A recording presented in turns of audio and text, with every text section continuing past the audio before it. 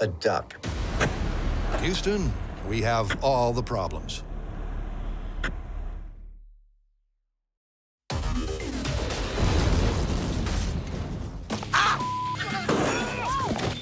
Over the years, the Mythbusters have learned the hard way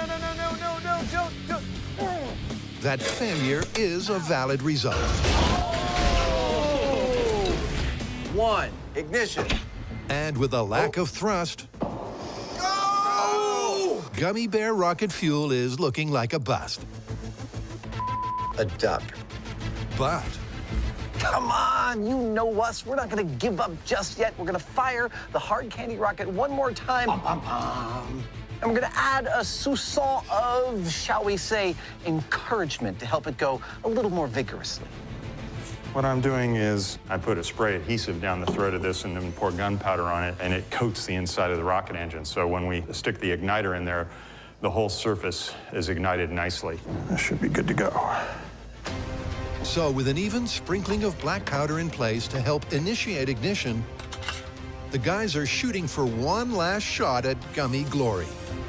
So we've tried all our different versions of gummy bears, and nothing has worked yet.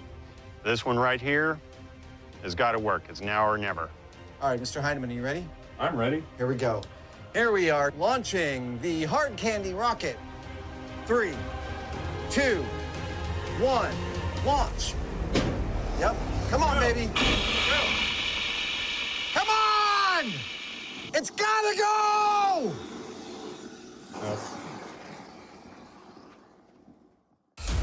It was the best-case candied scenario, and there was no liftoff. But has the myth been busted, or the Mythbusters' methodology? What is wrong? The Heineman smells a hardware rat. At this point, I'm becoming suspicious as to whether it's the fuel's fault, or is it, say, the oxidizer or the general rocket system that is at fault here. So this next attempt, we're going to try and eliminate that as a concern, and we're going to use paraffin as the fuel, which we know is capable of making a rocket like this fly really far. Yep, by replacing the gummy bears with standard rocket fuel, this control launch will test the hardware itself. Packed with paraffin, the rocket experts expect an altitude of 20,000 feet. Anything less than that, and we're gonna have some problems to solve.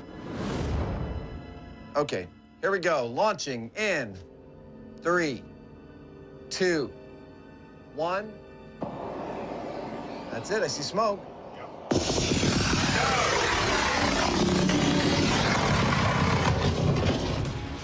Oh.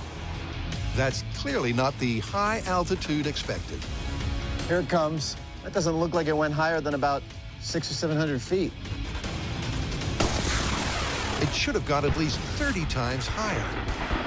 After the failure of all of our gummy bear rockets, we fired off this paraffin rocket as a test of our hardware and technology, and it flew 675 feet. That is unremarkable. That is a pretty clear marker that we need to review our hardware and our technology before proceeding. Well, the rockets just aren't working.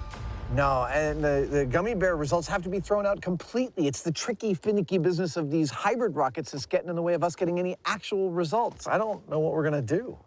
Well, let's head back to the shop and regroup. All right, we'll have a total rethink about this. Yeah. With the hardware fail, all their results are redundant. All they've proved so far is they're facing one of the most challenging experiments in Mythbusters history. So it's back to the shop and square one. So these are the parts we were trying to use in the desert. We've got your gummy bears here, we've got your oxidizer, pressurized tank here with the valves and the touch the ignition systems. Look, I think we just bit off more than we can chew. We are